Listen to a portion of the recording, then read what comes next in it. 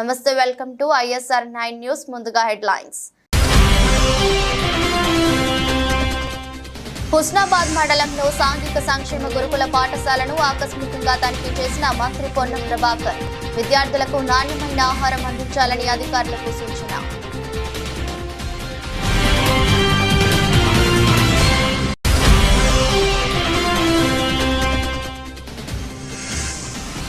జాతీయ చేనేత దినోత్సవం సందర్భంగా నేతన్నలపై సీఎం చంద్రబాబు వరాల చెల్లు. నెలలో ఒక్కరోజైనా చేనేత వస్త్రాలు ధరించాలని ప్రజలకు పిలుపు.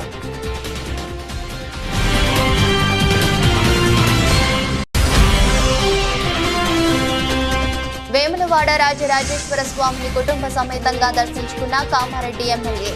స్వామివారికి ప్రత్యేక పూజలు నిర్వహించి మొక్కులు చెల్లించుకున్న వెంకటరమణారెడ్డి.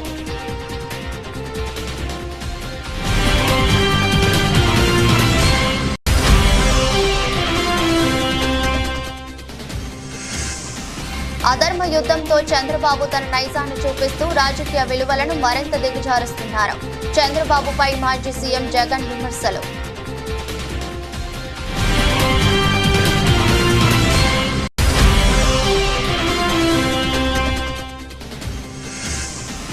భారత్ స్టార్ రెజ్లర్ వినేష్ ఫోగాట్ సంచలన నిర్ణయం.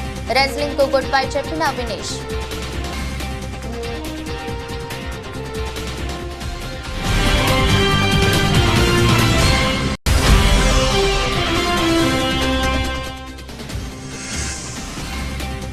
బంగారం కొనుగోలు చేయాలనుకునే వారికి శుభవార్త. భారీగా తగ్గిన బంగారం ధర.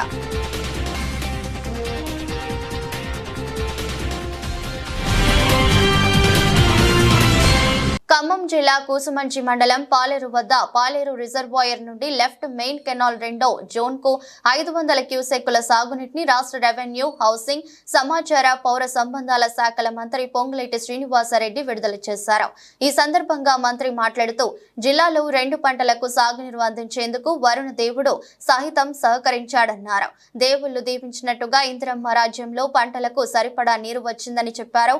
పాలేరు ఎడమ కాలువ నుంచి విడుదల చేసిన నీరు తెలంగాణలో 2,75,000 ఎకరాల పంట నీరు అందిస్తూనే వివరించారు. ఈ నెల 15 ముఖ్యమంత్రి రేవంత్ రెడ్డి చేతుల మీదుగా సీతారామ ప్రాజెక్టును ప్రారంభించబోతున్నామని మంత్రి శ్రీనివాసరెడ్డి వివరించారు. లెఫ్ట్ కెనాల్ మీద పాలేరు రిజర్వాయర్ నుంచి దిగువకి సుమారు 2,75,000 ఎకరాలు నాగార్జున సాగర్ కింద ఉన్న ఆయకట్టుకి ఇప్పుడే పాలేరు దగ్గర గౌరవ కలెక్టర్ గారు, నేను, చీఫ్ ఇంజనీర్ గారు కృష్ణా నీటిని రిలీజ్ చేయడం జరిగింది. సుమారు 37 మండలాల్లో ఈ 2,75,000 ఎకరాలు తెలంగాణ రాష్ట్రంతో పాటు ఆంధ్రప్రదేశ్లో కూడా సుమారు 1,20,000 ఎకరాలకు ఈ నీరు ఆంధ్రప్రదేశ్ ప్రాంతానికి కూడా వెళ్ళుద్ది. అంటే గతంలో పోయిన సంవత్సరం 2023-24 ఈ సంవత్సరంలో 2 పంటలకి ఆనాడు కృష్ణా బేసిన్కి నీళ్లు రాని కారణం చేత రైతులకి 2 పంటలకి ఆనాడు నీళ్ళు ఇవ్వలేకపోయారు. తదుపరి అంతకుముందు సంవత్సరం కూడా 1 పంటకే నీరు ఇవ్వటం జరిగింది. కృష్ణా పరివాహక ప్రాంతాల్లో సరిగ్గా వర్షాలు లేని కారణంగా, నీళ్లు రాని కారణంగా.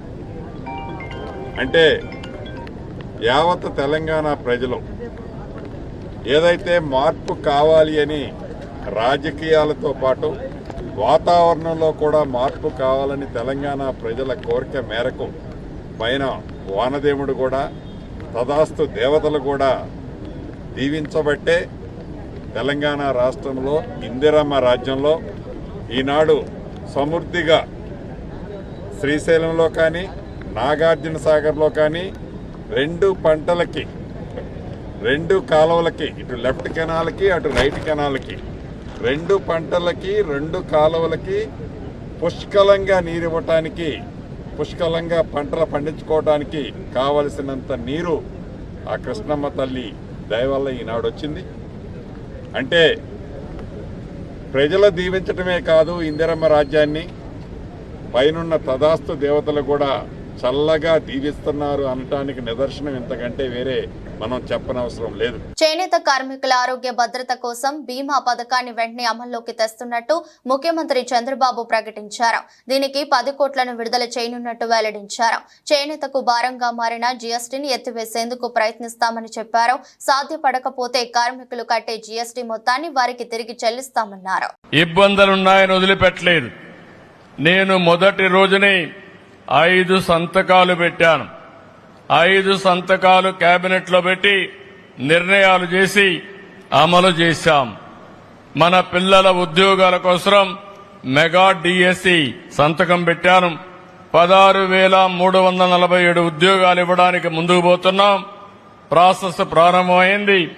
వీలైన తొందరలో ఈ ఉద్యోగ నియామకాలు జరుగుతాయని చెప్పి కూడా నేను మీకు తెలియజేస్తున్నా. అదే సమయంలో పేదవాళ్ళకి ఏదైతే ఆ రోజు ఒక మాట చెప్పాను, ప్రతి ఒక్క ఇంటికి పెద్ద కొడుకుగా ఉంటా, మీ బాధ్యత తీసుకుంటానని చెప్పి పింఛన్ 4,000 రూపాయలు ఇస్తానని చెప్పాను. అంతేకాదు ఏప్రిల్ నుంచే ఇస్తా అన్నాను. అందుకే ప్రభుత్వం వచ్చిన మొదటి నెలలో 7,000 రూపాయలు ఇంటికి తీసుకొచ్చి ఇచ్చిన పార్టీ ఎన్డీఏ ప్రభుత్వం, తెలుగుదేశం అని చెప్పి నేను మీకు తెలియజేస్తున్నా. ఇప్పుడు కూడా 4,000 రూపాయలు రెండో నెల కూడా ఇచ్చాం. ఎప్పుడూ ఇస్తాం. 65 లక్షల మందికి దగ్గర నెల 2,737 కోట్ల రూపాయలతో ఈ కార్యక్రమాన్ని ముందుకు తీసుకెళ్తాం. ఇది మీరు చూసి సంవత్సరానికి 33,000 కోట్ల రూపాయలు ఖర్చు పెడుతున్నాం. సిద్దిపేట జిల్లా హుస్నాబాద్ మండలం జిల్లెళ్లగడ్డలోని సాంఘిక సంక్షేమ గురుకుల పాఠశాలను జిల్లా కలెక్టర్ మిక్కిలినేని మను చౌదరితో కలిసి మంత్రి పొన్నం ప్రభాకర్ ఆకస్మికంగా తనిఖీ చేశారు. ఈ సందర్భంగా విద్యార్థులతో మంత్రి పొన్నం ప్రభాకర్ కాసేపు ముచ్చటించారు. పాఠశాలలో ఉన్న సమస్యలపై ఆరా తీశారు. రెగ్యులర్ గా క్లాసులు జరుగుతున్నాయా, ఉదయం టిఫిన్ ఆహారం ఎలా ఉంటుందని విద్యార్థులను అడిగి తెలుసుకున్నారు. విద్యార్థులకు నాణ్యమైన ఆహారం అందించాలని, నాణ్యత విషయంలో ఎక్కడ రాజీ పడకూడదని తెలిపారు. స్కూల్లో డోర్స్, విండోస్ సరిగా లేవని, పక్కనే కొండ ఉండడం వల్ల కొంత ఇబ్బందులు ఉన్నాయని మంత్రి దృష్టికి తీసుకురాక వెంటనే పాఠశాల పరిసరాలు బాగు చేస్తామని హామీ ఇచ్చారు. పాఠశాలకు ఆర్వో ప్లాంట్ మంజూరు చేస్తామని, డైనింగ్ హాల్లో బెంచెస్, టేబుల్స్, పిల్లలకు బెడ్స్ మంజూరు చేస్తామని తెలిపారు. విద్యార్థులంతా చదువులోనూ ఆటల్లోనూ మంచి ప్రతిభ కనపర్చాలని సూచించారు.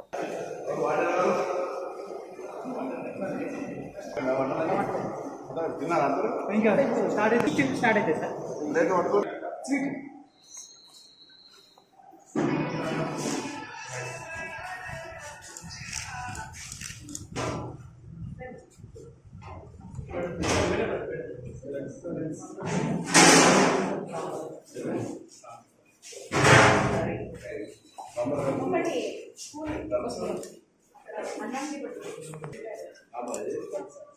సైడ్ జరగను ఓకే డన్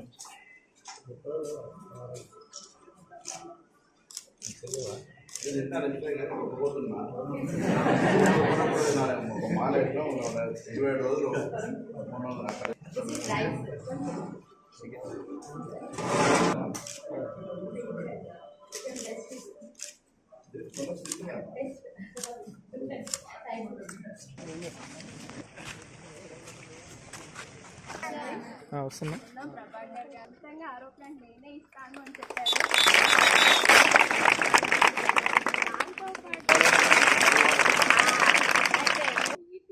పిల్లలు ఓడుగా రెడీ ఇప్పుడు అవార్డు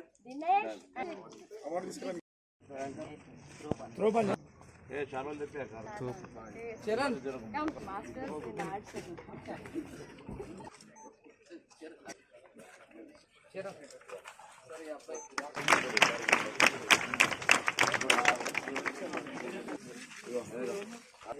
వాళ్ళ ఎదురు రావాలా కప్తున్న వాళ్ళకు మీరు కూడా ఆదర్శ యుద్ధంతో చంద్రబాబు తన నైజాన్ని చూపిస్తూ రాజకీయ విలువలను మరింత దిగజారుస్తున్నాడని వైఎస్ఆర్సీపీ అధ్యక్షులు మాజీ సీఎం వైఎస్ జగన్మోహన్ రెడ్డి అన్నారు. విలువలు, విశ్వసనీయతకు తాను కట్టుబడి ఉన్నానని, కాంగ్రెస్ నుంచి ఆ రోజు తాను అమ్మ మాత్రమే బయటకు వచ్చామని, ఆ పార్టీ నుంచి తనతో వచ్చే వాళ్ళు రాజీనామా చేసి వచ్చారని, విలువలతో రాజకీయం చేశాం కాబట్టే ఇద్దరితో మొదలైన పార్టీ ఇంత పెద్ద స్థాయికి చేరుకుందన్నారు. వేరే పార్టీ గుర్తు మీద గెలిచిన వాళ్ళను ప్రజలు వాళ్లకు ఓట్లు వేసింది ఆ పార్టీ గుర్తును చూసి, ఆ పార్టీ పేరు చెప్పి, ఆ పార్టీ గుర్తును చూసి, ఆ పార్టీ తరపున వెళ్ళి ఓట్లు అడిగిన తర్వాత, గెలిచిన తర్వాత అటువంటి వాళ్ళను మనం ముఖ్యమంత్రిగా ఉన్నాం కదా, పోలీసులు మన చేతుల్లో ఉన్నారు, అధికారులు మన చేతుల్లోనే ఉన్నారు, డబ్బులు మన దగ్గర దండిగా ఉన్నాయి కాబట్టి ఆ డబ్బులు మనం ఖర్చు చేసి మనం ఎటువంటి పరిస్థితుల్లో అధర్మంగా అయినా కూడా మనం గెలిచాలి కదా అని ఆలోచన చేసి అదే కార్యక్రమం ముఖ్యమంత్రిగా ఉన్న వ్యక్తిగా మనం చేసి ఉంటే అది ధర్మమేనా? అధర్మంగా యుద్ధం చేసే కార్యక్రమంలో భాగంగా మన పార్టీ తరపు నుంచి ఎవరైతే గెలిచినారో వాళ్ళందరికీ ఫోన్లు చేయడం, లేదా వాళ్ళ దగ్గరికి మనుషులను పంపించడం, నీకు 5 లక్షలు ఇస్తా, నీకు 10 లక్షలు ఇస్తా, వస్తావా అని పిలవడం, అడగడం, ఎంత మటుకు అంటే రాజకీయాలలో విలువలు అనేటివి పూర్తిగా అట్టడుగు స్థానంలోకి తీసుకొని పోయే కార్యక్రమం జరుగుతూ ఉంది. నేనైతే నా జీవితంలో రాజకీయాలు నేను అట్టే చేశాను. నేను కాంగ్రెస్ పార్టీ నుంచి బయటకు వచ్చినప్పుడు వెనక్కి తిరిగి చూస్తే నా వెనకాల ఎవరు లేరు. నేను మా అమ్మ ఇద్దరమే బయటకు వచ్చింది. నాతో పాటు కొంతమంది ఎమ్మెల్యేలు వస్తామంటే కూడా నాతో పాటు రావాలనుకున్న ఎవరైనా కూడా రాజీనామా చేసి రావాలా అని చెప్పిన. ఈరోజు అక్కడి నుంచి మొదలు పెడితే కేవలం ఇద్దరం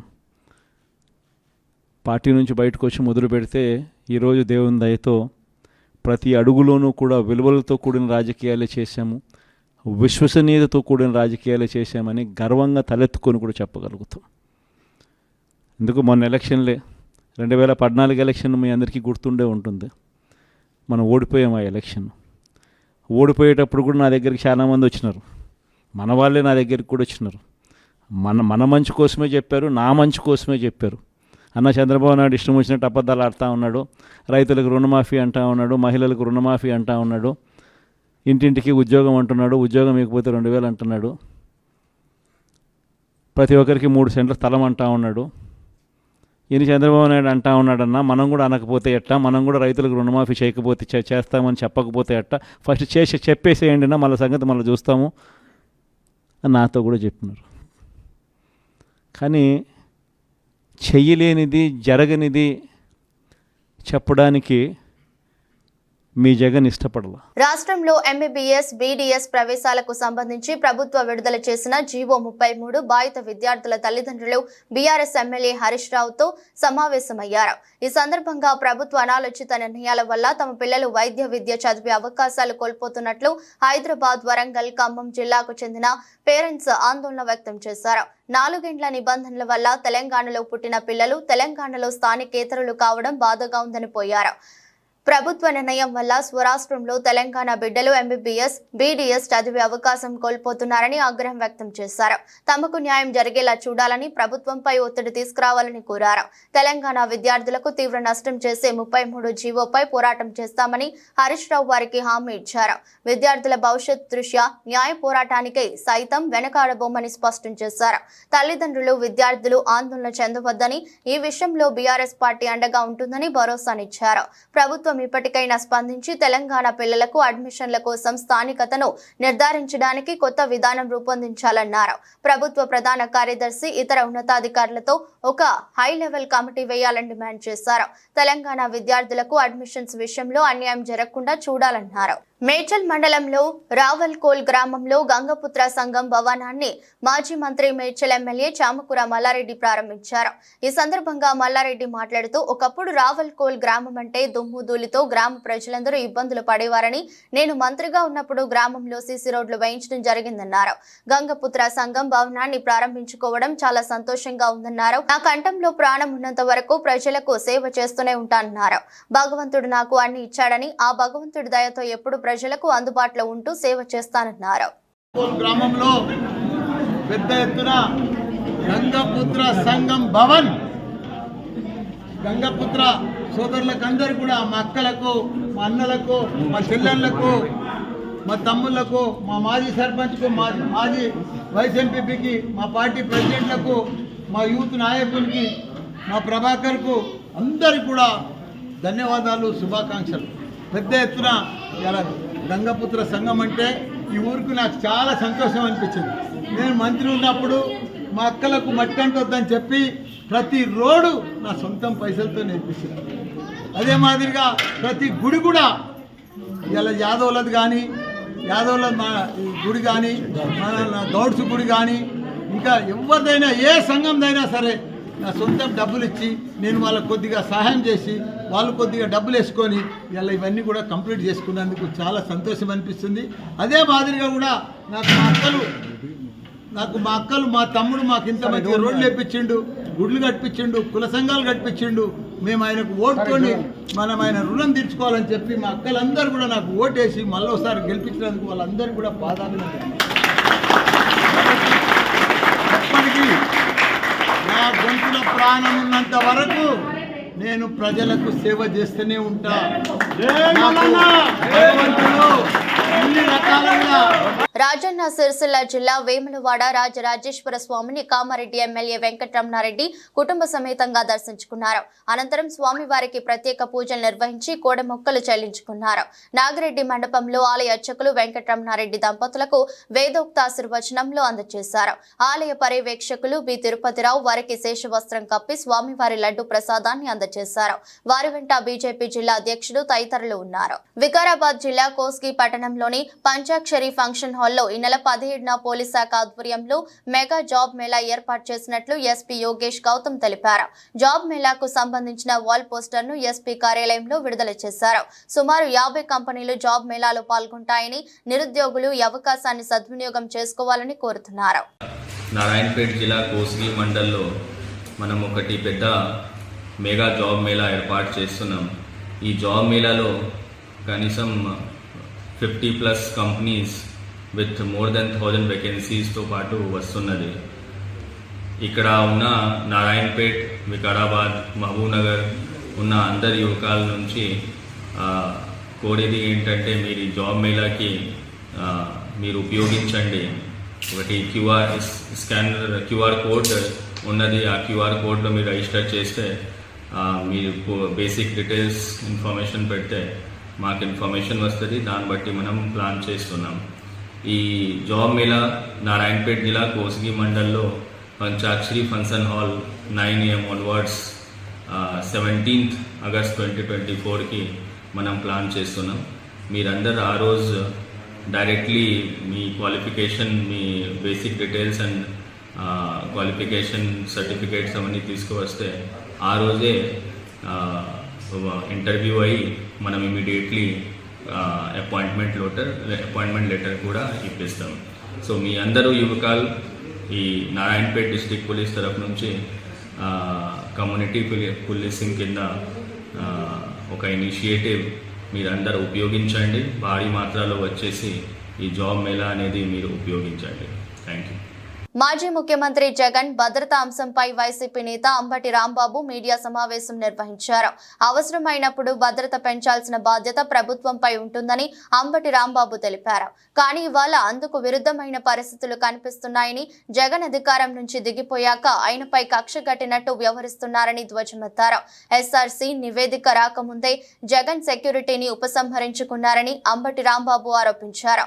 జగన్ నివాసం గేటు వద్ద ఉన్న సెక్యూరిటీని తీసేశారని, ఆ రోడ్డులోకి విచ్చలవిడిగా అందరినీ అనుమతించారని వివరించారు. కూటమి కార్యకర్తలను పంపించి ఆ గేటు వద్ద గొడవలు చేయించారని, అబాసుపాలు చేసేందుకు అన్యాయంగా ప్రయత్నించారని అంబటి రాంబాబు పేర్కొన్నారు. ఆయనను పలుచన చేసేందుకు ఇవన్నీ మీడియాలో ప్రసారం చేశారని వెల్లడించారు. భద్రతని పెంచవలసినటువంటి అవసరం ఉంటుంది. అవసరమైనప్పుడు ఇవాళ నేను చూస్తున్నా, మీరు కూడా తెలుసు, జగన్మోహన్ రెడ్డి గారు రాజీనామా చేయగానే ఎస్ఆర్సి రిపోర్ట్ రాకోకుండానే, సెక్యూరిటీ రివిజన్ కమిటీ రిపోర్ట్ రాకోకుండానే జగన్మోహన్ రెడ్డి గారి దగ్గర ఉన్నటువంటి సెక్యూరిటీని విత్డ్రా చేసుకున్నారు. ఇదే ఆయన గేటు దగ్గర ఉన్న సెక్యూరిటీని తీసేశారు. ఈ రోడ్లోకి అందరినీ ఎలవ్ చేశారు. విచ్చలవిడిగా తెలుగుదేశం కార్యకర్తల్ని, కూటమి కార్యకర్తల్ని ఇక్కడికి పంపించారు. పంపించి ఈ గేటు దగ్గర గొడవలు చేయించారు. అపాస్పాలు చేయాలనే ప్రయత్నం చేశారు. అన్యాయంగా ప్రవర్తించేటటువంటి ప్రయత్నం చేశారు. ఇవన్నీ మీడియాలో ప్రసారం చేశారు. ప్రసారం చేసి జగన్మోహన్ రెడ్డి గారిని పలుచన చేయాలనేటువంటి ఒక ప్రయత్నాన్ని చేస్తున్నారు.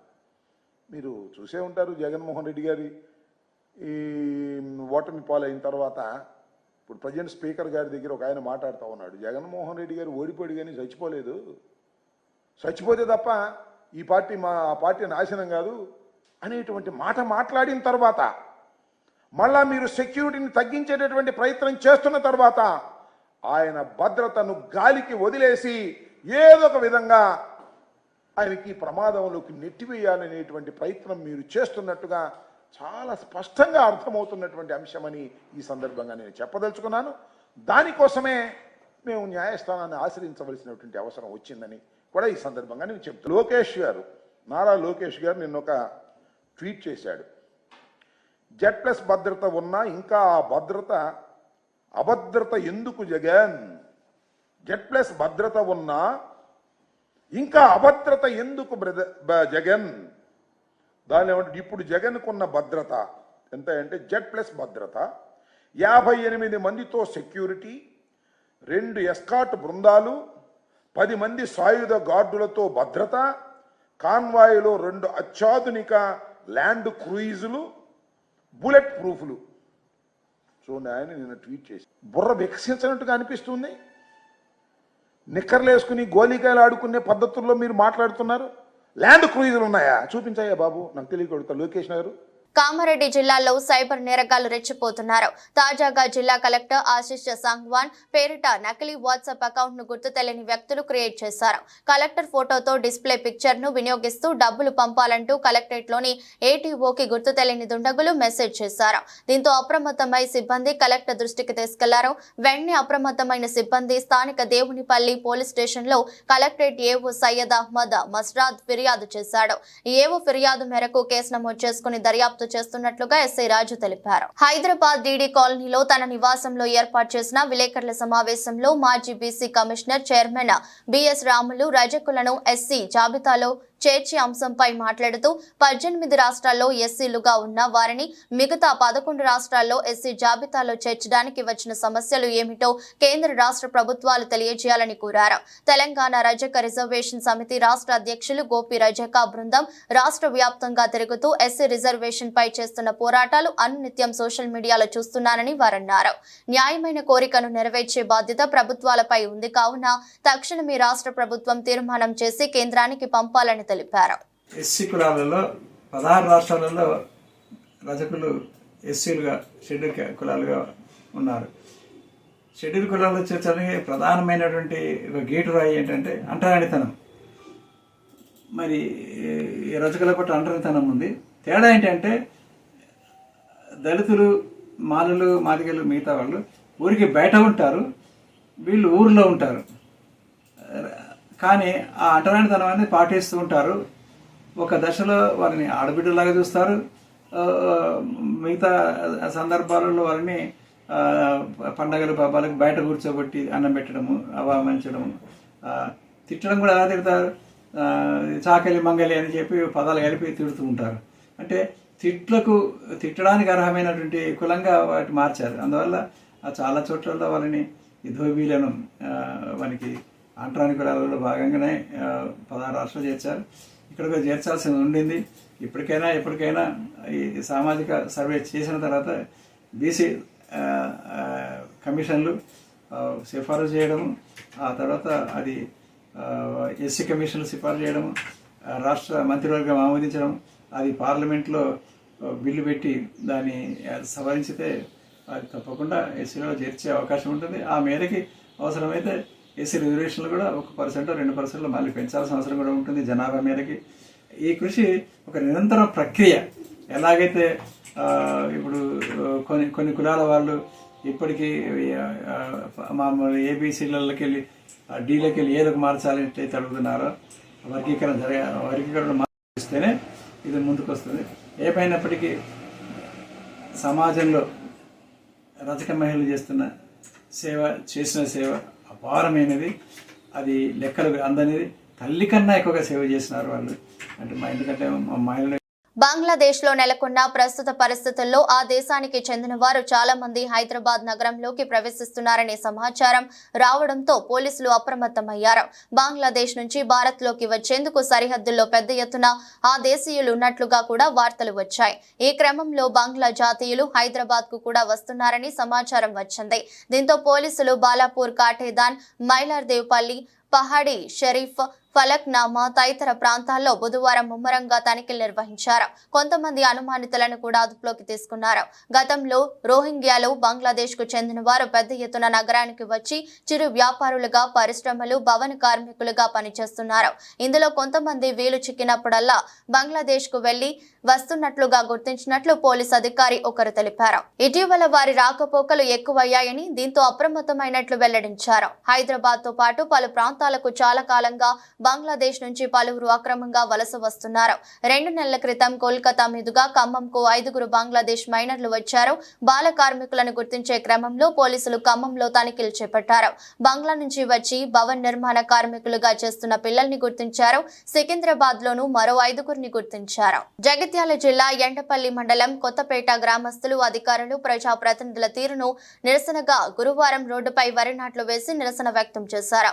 ఈ సందర్భంగా మాట్లాడుతూ కొన్ని రోజులుగా కురుస్తున్న వర్షాల వల్ల రహదారి గుంతలమయంగా మారిందని, కనీసం అంబులెన్స్ వచ్చే పరిస్థితి లేదని వాపోయారు. దీనిపై సంబంధిత అధికారులు స్పందించాలని కోరుతున్నారు. కుస్తీ నాపై గెలిచింది అంటూ భారత star wrestler Vinesh Phogat wrestling కు రిటైర్మెంట్ ప్రకటించింది. కుస్తీ నాపై గెలిచింది, నేను ఓడిపోయాను, నన్ను క్షమించు. మీ కళ, నా ధైర్యం విచ్ఛిన్నమయ్యాయి. నాకు ఇంకా పోరాడే బలం లేదు. మీ అందరికీ రుణపడి ఉంటాను అని ఎక్స్ వేదికగా తన నిర్ణయాన్ని ప్రకటించింది. ఆమె నిర్ణయం ప్రతి ఒక్కరికి షాక్ గురి చేసింది. అద్వితీయ ప్రదర్శనతో పారిస్ ఒలింపిక్స్ రెజ్లింగ్ ఫైనల్లోకి దూసుకెళ్లి ఆ ఘనత సాధించిన తొలి భారత రెజ్లర్ గా చరిత్ర సృష్టించిన వినేష్ ఫోగాట్ దేశానికి మరో పతకం ఖరారు చేసిందని భారత్ సంబరాలు చేసుకుంటుండగానే చేదు వార్త వినాల్సి వచ్చింది. ఉండాల్సిన బరువు కంటే 100 గ్రాములు అధికంగా ఉందన్న కారణంతో ఆమెను అనర్హురాలిగా తేల్చడంతో దేశం యావత్తు నిర్ఘాటించింది. తనను అనర్హురాలిగా ప్రకటించడంపై Vinesh Court of Arbitration for Sports ను ఆశ్రయించింది. తాను రజత పథకానికి అర్హురాలనని ఫిర్యాదులో పేర్కొంది. దీనిపై తీర్పు రావడానికి ముందే వినేష్ రిటైర్మెంట్ ప్రకటించి కోట్ల మంది భారతీయుల హృదయాలను బరువెక్కించింది. బంగారం కొనుగోలు చేయాలని అనుకునే వారికి శుభవార్త.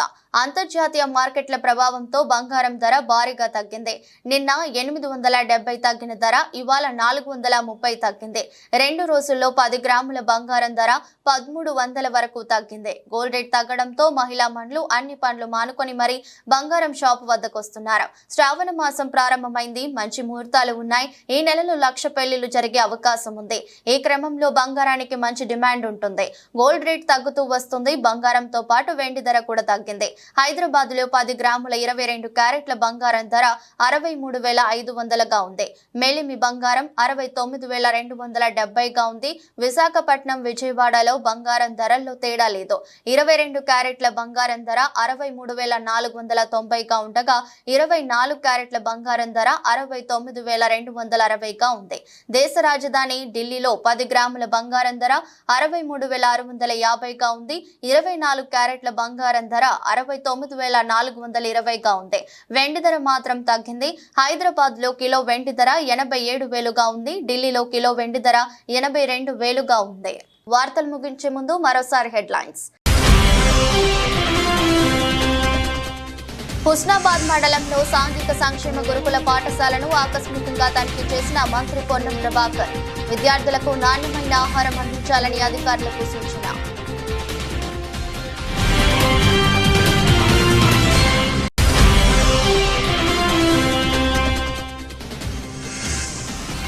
జాతీయ చేనేత దినోత్సవం సందర్భంగా నేతన్నలపై సీఎం చంద్రబాబు వరాల చెల్లు. నెలలో ఒక్కరోజైనా చేనేత వస్త్రాలు ధరించాలని ప్రజలకు పిలుపు.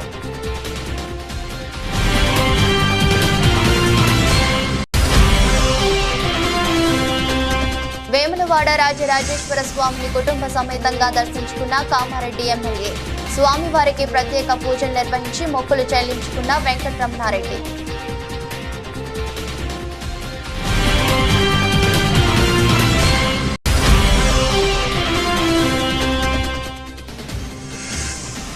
అధర్మ యుద్ధంతో చంద్రబాబు తన నైజాన్ని చూపిస్తూ రాజకీయ విలువలను మరింత దిగజారుస్తున్నారు. చంద్రబాబుపై మాజీ సీఎం జగన్ విమర్శలు.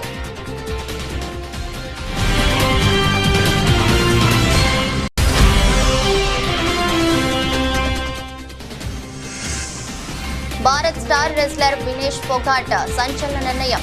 రెజ్లింగ్ కు గుడ్ బై చెప్పిన వినేష్.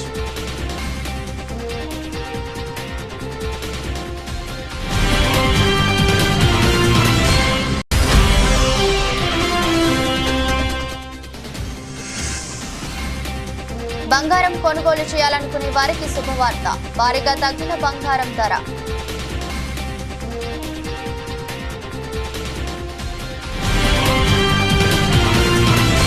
ఇది రోజు బులెటిన్. మరో బులెటిన్లో మళ్ళీ కలుద్దాం. అంతవరకు సెలవు. నమస్కారం.